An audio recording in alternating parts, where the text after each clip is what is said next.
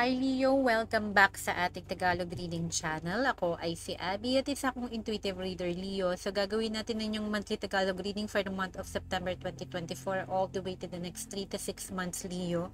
And remember na ito ay isang collective reading, so maaari itong mag-resonate onto the next 3 to 6 months. Ang timestamp natin ay 10:33 p.m. September 29, 2024. Okay?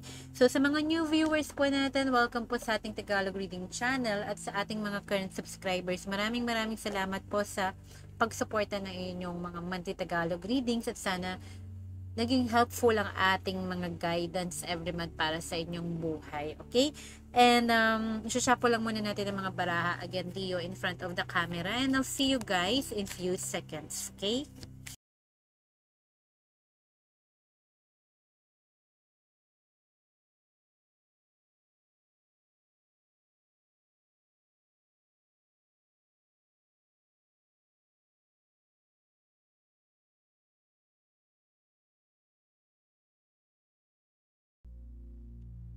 Hi Leo, sa simulan na natin ang inyong monthly Tagalog reading at 10:35 p.m. September 29, 2024.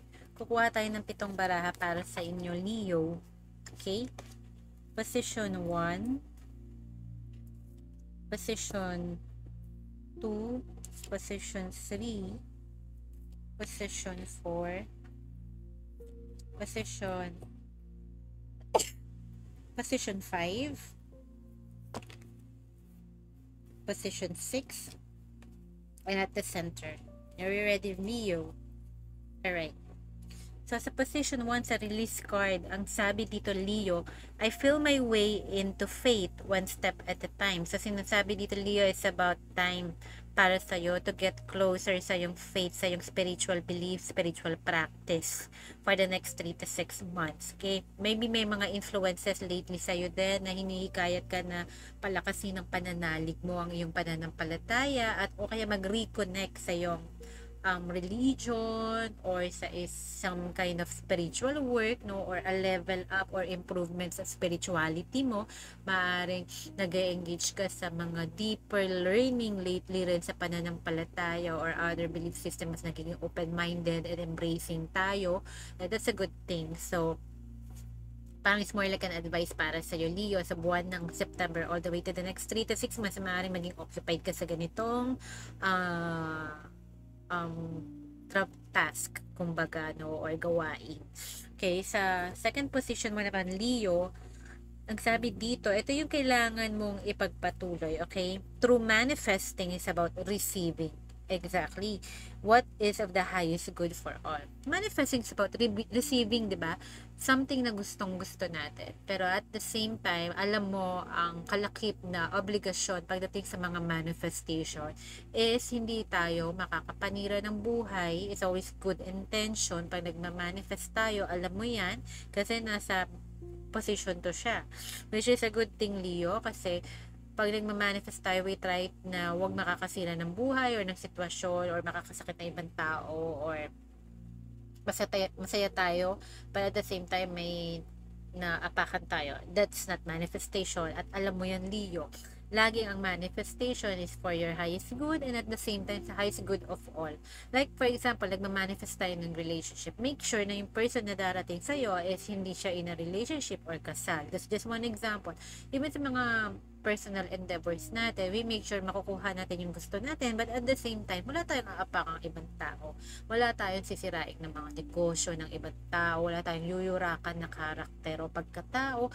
Walang mabubuwag sa pamilya. Parang ganong klase na manifestation. Kumbaga, it's all good vibes, no? Walang negatibo na kalakip.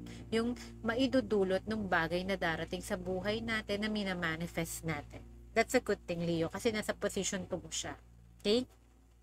Now, sa manifestation position, Leo, ang sabi, when I'm connected to spirit, okay, I feel a sense of certainty, magnitude, and ease that I've never known before. So, kumbaga, may relief na dala. Yung spiritual work, kalakip ng manifestation mo, may comforting idea na dala, may relief na idea siya na dinadala sa'yo, no? More on uplifting. Ina-uplift ka more than nai-stress ka. Ang ganda, no? Yung manifestation mo to. Pag nagmamanifest ka, ang nararamdaman mo, since connected ka sa spirit mo, pinapalakas mo yung pananalig mo, yung assumption mo, yung belief mo, na makukuha mo tong desire mo na to in a good way for the highest good of everyone involved, no? No, lumalakas yung sense of, alam mo yung certainty, sigurado ka na ito yung gusto mong i-manifest. Sigurado kang pang malakas ang manifestation tong ginagawa mo, Leo. At madaling mag-manifest. Ang manifestations, dapat madali siya at masayang gawin. Kung masyadong mabigat, itigil natin muna ang pagmamanifest. Magpahinga muna ng 1 linggo. Okay lang naman yun eh.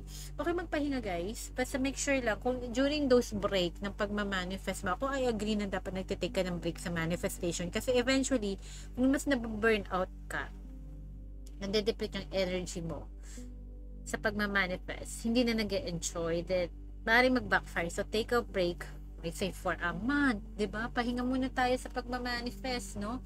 And then, ang taas na naman ng energy natin. So, manifest ulit tayo, mag-attract ulit tayo ng mga bagay na gusto natin. It's supposed to be smooth lang, easy, at masaya. Okay? So, yun yung marirealize mo this time. So, napakaganda ng energy na papasok sa'yo. Kasi, mag-e-enjoy ka, kumbaga, sa pagmamanifest mo. At nakiisa ko naman yung true faith and yung good intention mo. Kaya, naging mas madali at masaya para sa'yo to. Okay? Yung pagmamanifest mo. Yung manifestation techniques mo, whatever it is, gumagana siya para sa'yo. Okay? Kasi may iba-iba tayong manifestation technique. Yung iba, nagka-candle ritual na doon. Tinitingnan yung kandila, nagve-visualize, diba? Tapos nag-affirm, meron ding journaling or scripting, meron ding yung mga techniques na much advanced, no? So, yun. So, depende what works for you. Even din yung pag-detach sa outcome is a form of manifestation para hindi ka na-stress. Baka ganun ka. Nagmamanifest ka pero okay lang din sa'yo na hindi mangyari yan. Parang this or something better ang perspective mo, ang mindset mo. Kaya, nagiging mas madali nabibigay sa'yo yung gusto mo. 'Di ba? Sa external energy mo naman, Leo, ang sabi dito, when I truly surrender my desires to the universe, a mighty force of faith can set in. So, faith and faith. So, nananalig ka sa external energies na yan na tinutulungan ka nila. Okay? Kasi, tutulungan ka naman at tutulungan talaga. Sa manifestation kasi, pag nag-align ng frequency mo sa kanila, sa tamang frequency na yan, boom, 'di ba? Bibigay na sa'yo yan. So, yun yung force of faith na tinatawag dyan. So, yung surrender mo, yung detachment mo sa outcome, hindi ka na-stress. Okay lang hindi mangyari. Okay lang din naman mangyari. Diba? So, nagawa mo na yung part mo. Bahala na ang Lord, si Lord, mabahala na ang universe na mag-align ng stars para sa akin. Kung ano man niluluto nila, yun ang ihahain nila para sa akin. Pero I trust na yun ang mas makakaputi. So, ganong energy, okay? So, yun, magbe-benefit ka naman, Leo. Ito yung external, di ba? Ngayon, magbe-benefit ka naman. Spiritual alignment. Put my manifestations into motion. So, pangmalakas ang manifestation para sa'yo, Leo, tama ang ginagawa mo. Kasi, yung spiritual alignment na sinasabi dito, yung faith surrendering, tapos for the highest good yung intention mo, and then yung faith mo lumalakas through that. Tapos yung parang connected ka sa spirit, no? Nagtitiwala ka sa kanila. Yun yung spiritual alignment na tinatawag na baka na ma-master mo na or nakuha mo na yung tamang sangkap or ingredient para sa tamang frequency, no? Sa tamang way ng pagmamanifest. You're manifesting the right way. Yun yung nararamdaman ko dito. So, gumay galaw yan. Hindi mo makikita sa 3D kasi ngayon, present time, yan yung mga na-manifest mo eh. 'Di ba? So, makikita mo yan in the coming days, maybe tomorrow, in the coming weeks, in the coming months. Okay? Kung ano man yung gusto mo. Okay? Para sinasabi lang dito, tama ang way ng pagmamanifest mo. Nasa tamang energy ka, nasa tamang approach ka, nasa tamang frequency and vibration ka, Leo. Okay? Now, sa new beginning mo, ang sabi dito, I heal the habit of fear and I embrace the habit of love. Ang ganda. Kasi, wala ka ng fear-based mentality. Tinanggal mo na lahat ng mga fears mo, yung mga worries and anxieties mo. Kasi, hindi yan makakatulong sa mga bagong simula mo. So, yung bagong simula mo, nag-umpisa ka sa place of love. Gusto mo yung ginagawa mo. You love your work. Bago mong trabaho. You love what you're doing. Okay? You are in love with this new person. Kung new beginning yan. with someone else, new relationship. Or if it's a new relationship, new cycle, you are operating on love. Wala nang hate, wala nang fear na this person para masasaktan kanila. Pwede rin sa trabaho, new employment, hindi mo na dinadrag yung mga past issues sa past employments mo na napaka-toxic, iniwan mo na. Ngayon, excited kang i-embrace yung bagong opportunity nito, ibang tao, ibang vibration nila, napakaganda, iba rin ang frequency na dala sa'yo, mas motivated ka this time dahil napakaganda ng company, napakaganda ng sahod, great job, great salary, and great culture. Yun ang example dito. So, wala nang fear kasi ibang sitwasyon to, ibang tao, ibang connection, yung beginning na to. Wala tong kinalaman sa nakaraan, i-eradicate ng nakaraan, no? So, wala nang fear-based mentality. To, you are more operating na sa love frequency, which is ang 528 hertz. You love your job, you like your colleagues, 'di ba? You doesn't have to love them, you just have to like them, 'di ba? Mas maganda kung yung mga iniisip mo, more positive thoughts dun sa mga new beginnings mo. No, hindi mo siya kino-compare sa nakaraan, which is napakaganda nung ganun ka magsisimula, Leo. Okay? Ngayon sa center naman, sabi sa'yo, kailangan mo matutunan, feeling good will bring me far more than whatever I thought I needed. Okay? So, mas malayo ang mararating natin kung nandun lang tayo sa pakiramdam na we feel good. Ang feeling natin napaka-light, ang light ng aura natin. Kasi pag butas ang aura, nagkakasakit tayo. Pag ang bigat ng aura, nag-a-attract tayo ng kanigahan. So, you have to feel good para yung aura mo gumaganda. And at the same time, work on crystals. No? Kasi ako ganun eh. Kasi for example, no, ang sakit ng ulo ko. Ang amethyst, maganda sa migraine. So, nilalagay ko siya sa noo, sa center, no, sa pagitan ng dalawang eyebrow ko kaya sa likuran ng dalawang tenga ko. It works eh.